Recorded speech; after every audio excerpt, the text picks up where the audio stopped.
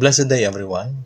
Isa ka ba sa mga taong nananawagan sa ilang bagay, lalong-lalo na po panawagan upang tulungan, panawagan upang maitamang isang bagay, o kaya panawagan lalong-lalo na po sa ating panahon ang tamang pamamalakad ng ating opisina, ng ating pamalahan.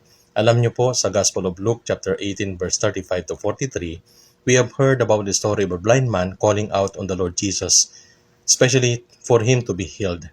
And at first he was being cautioned to be silent by those surrounding him, but he cried out louder.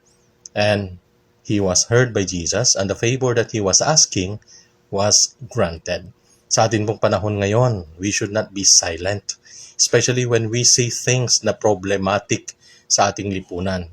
Kapag po may mga katiwalian na ating napapansin, kalokohan o pananamantala ng iba, let us not be silent, but let our voices cry out louder for us to be heard and for things to be corrected.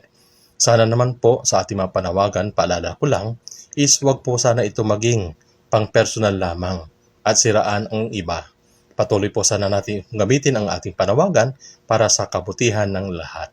At sana wag nating kalimutan ang manawagan sa Poong May Kapal. Amen. God bless po everyone.